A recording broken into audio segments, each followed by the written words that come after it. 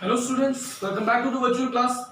In OCM we are dealing with chapter number 4, and in that chapter up to now we have understood about the e-commerce meaning, right? Then how the e-commerce is known, that means the meaning of the e-commerce.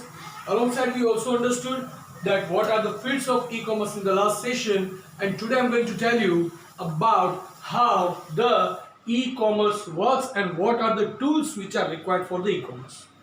E-commerce કઈ રીતના કામ કરે છે almost આપણે બધા જાણીએ છીએ, right? Online purchasing, right? Net banking, આ દરેક વસ્તુની જરૂર પડે છે આપણને.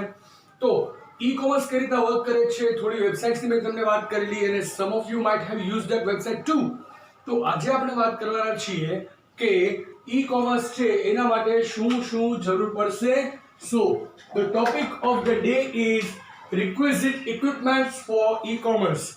ई-कॉमर्स ने properly successfully implement કરવા માટે which are the important tools that we need.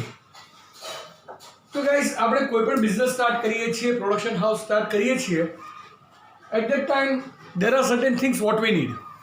જેમ કે કેપિટલ છે, that means the money, HR એટલે કે human resource, the people to work, and machines, machineries, બરાબર, કે જેથી આપણે પ્રોડક્શન પ્રોસેસ કરીએ છીએ.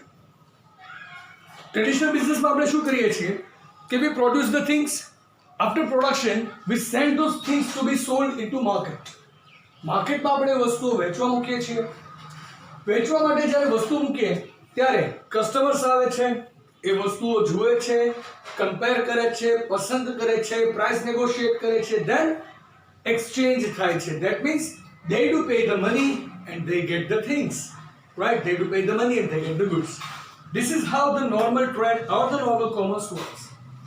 E-commerce ની જ્યારે વાત કરીએ છીએ તો at that time we know the meaning very well that the commercial activities carried out by using electronic medium and electronic gadget. Electronic medium અને ઇલેક્ટ્રોનિક ગેજેટ એટલે કે કોમ્પ્યુટર્સ છે, મોબાઈલ છે, એનો યુઝ કરવાનો છે, ઇન્ટરનેટનો યુઝ કરવાનો છે, કોમર્શિયલ એક્ટિવિટીઝ આપણે ચલાવવાની છે, રાઈટ? ટેક્સ્ટ બુકના જે ટેક્સ્ટ છે એમાં ના જતા પ્રેક્ટિકલ એક્ઝામ્પલ્સથી જઈએ તો વધારે ક્લિયરલી સમજી શકશો.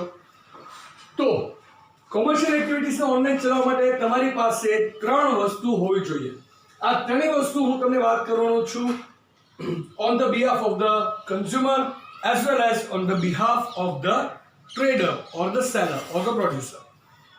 બિઝનેસ ચલાવવા માટે કેપિટલ એચઆર ને મશીન તો જોઈશે જ, પ્રોડક્શન તો થશે જ, રાઈટ? હવે પ્રોડક્શનને વેચવાનું છે પણ એ ફિઝિકલ માર્કેટમાં નહીં પણ વર્ચ્યુઅલ માર્કેટમાં વેચવાનું છે, એટલે કે ઇન્ટરનેટ ઉપર સાયબર સ્પેસમાં એ વસ્તુઓ વેચવાની આવશે, બરાબર?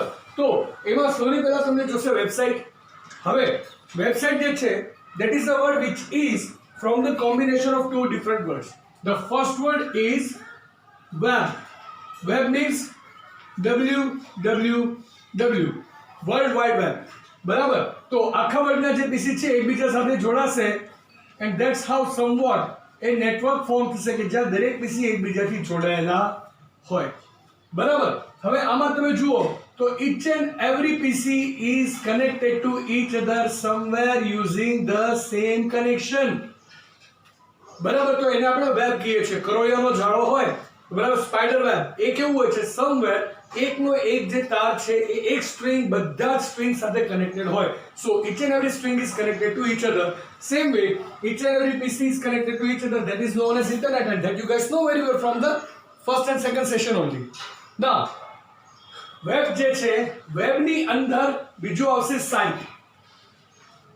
Site means the address, right? Site means the address. એટલે કે વર્લ્ડની જે વેબ છે, વર્લ્ડ વાઇડ જે વેબ છે, એ વેબમાં આ જે બિઝનેસ છે એ ક્યાં છે, રાઈટ? તો વર્લ્ડ વાઇડ વેબની અંદર બિઝનેસનું જે એડ્રેસ છે એને આપણે વેબસાઇટ તરીકે ઓળખવાના છીએ, રાઈટ? નાઉ એને બહુ સિમ્પલી તમને સમજાવું તો આપણે લોકોને કશી જગ્યાએ જવું છે શોપિંગ કરવા માટે, બરાબર? તો શોપિંગ કરવા માટે જવું છે. હવે આપણે આણંદની આજુબાજુમાં ક્યાંક રહેતા હોઈએ અને ડીમાર્ટમાંથી કંઈક શોપિંગ કરવું છે, બરાબર? તો આપણને એ ખબર છે કે આખા આણંદમાં 5 ડીમાર્ટ છે, પણ એક્ઝેક્ટલી કઈ જગ્યાએ છે એ બનશે એનું એડ્રેસ, બરાબર? જેમ કે એક આપણે છે સરદાર પટેલના પુતળા પાસે, એક છે આપણે જે મેઇન સર્કલ છે જનતા ચોકડી ત્યાં બ્રિજની નીચે, રાઈટ. સો બે તો ખબર છે, એક ગામમાં ક્યાંક છે, એક પાછળની સાઈડ ક્યાંક છે. એવી રીતના 4 કે 5 ડીમાર્ટ આખા આણંદમાં આવેલા છે. તો Anand the web, world wide web જે છે એને આપણે આણંદ સમજી લઈએ, અને એમાં જે પર્ટિક્યુલર પોઈન્ટ ઉપર ડીમાર્ટ આવેલું છે એને આપણે સાઇટ કહી દઈએ, બરાબર. તો એ આપણી વેબસાઇટ. હવે સમજાણું કઈ રીતના છે કે આખા વર્લ્ડની અંદર જેટલા વેબ છે એ વેબમાં એક્ઝેક્ટલી આ બિઝનેસ કઈ જગ્યાએ લોકેટ થયેલો છે, બિઝનેસને લોકેટ કરવા માટે વેબસાઇટનો યુઝ થશે, કે જેને લોકો વેબ એડ્રેસ તરીકે પણ ઓળખે છે, બરાબર. હવે flipkart.com છે, amazon.com છે, quikr.com છે, orex.com છે, આ બધી જે સાઇટ્સ છે એ સાઇટ મીન્સ આખા વર્લ્ડમાં ફ્લિપકાર્ટ જે છે ત્યાં આપણે શોપિંગ કરીશું. As a buyer, I need it. Why? કારણ કે so that I can reach to the trader. As a trader, they need it. Why? Because using the same site, those buyers are going to meet me. Okay, તો સૌથી પહેલા આવશે website. Second thing we need is a computer, but computer with the internet connectivity. ઇન્ટરનેટના connection સાથે આપણને computer જોઈશે, કારણ કે ઇન્ટરનેટ જ ના હોય, બરાબર. તો એ માણસ ઓનલાઈન આપણને સર્ચ કરશે કઈ રીતના?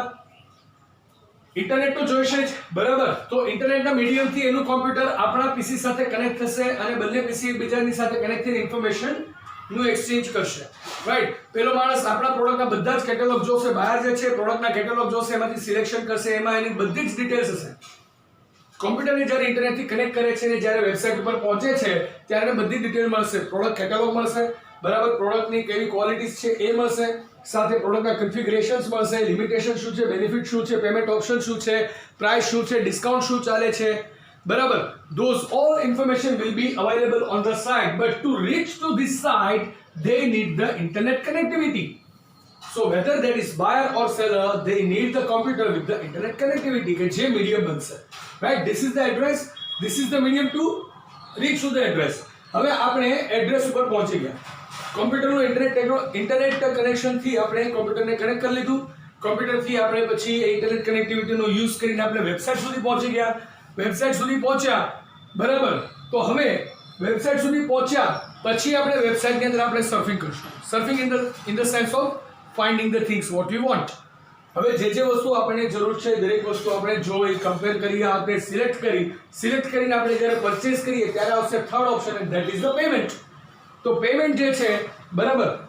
Nowadays each and every person is familiar with using debit card or credit card for the online transactions. તો એ પર્સન પાસે ડેબિટ કાર્ડ કે ક્રેડિટ કાર્ડ હોવું જોઈએ. કેશ ઓન ડિલિવરી હોય તો એ કાર્ડ સ્વાઇપ કરી શકે છે, બરાબર. ઓર એલ્સ ડેબિટ કાર્ડ કે ક્રેડિટ કાર્ડનો યુઝ કરીને એ ડાયરેક્ટ ઇન્ટરનેટ ઉપર જ પેમેન્ટ મોકલી શકશે.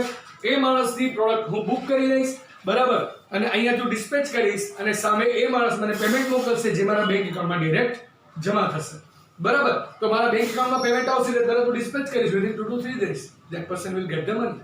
So these are the important equipments, or we can say the requisite equipments for successfully implementing the e-commerce. E-commerce જ્યારે successfully implement કરવું હોય ત્યારે these are the 3 basic things કે જેની જરૂર પડવાની જ છે, રાઈટ. પ્રોડક્ટને પ્રોડ્યુસ કરવા માટે કેપિટલ, હ્યુમન રિસોર્સ અને મશીન્સ તો જોઈશે જ, પણ એની સિવાય આપણી એક વેબસાઇટ હોવી જોઈએ, અથવા એઝ ઓફ કન્ઝ્યુમર મારી પાસે એક બાયની વેબસાઇટ હોવી જોઈએ. પછી બંનેની પાસે કોમ્પ્યુટર હોવા જોઈએ ઇન્ટરનેટ કનેક્ટિવિટી સાથે, જેથી બાયર અને સેલર એકબીજાને કનેક્ટ કરી શકે. અને જે બાયર છે એની પાસે ડેબિટ કાર્ડ કે ક્રેડિટ કાર્ડ હોવું જોઈએ કે જે ફેસિલિટીનો યુઝ કરીને એ માણસ પોતે પેમેન્ટ રિસીવ કરી શકશે, રાઈટ. સોરી, એ પેમેન્ટ સેન્ડ કરશે અને જે સેલર છે પેમેન્ટ રિસીવ કરી શકશે, right. So guys, that was the topic of the day, the requisite equipment for e-commerce, right. હવે આપણે આગળ ઘણું શીખવાના છીએ. આપણે એ શીખવાના છીએ કે કઈ રીતના આપણે પેમેન્ટ થશે, બરાબર, કઈ રીતના ઓનલાઈન સિસ્ટમનો યુઝ થાય છે.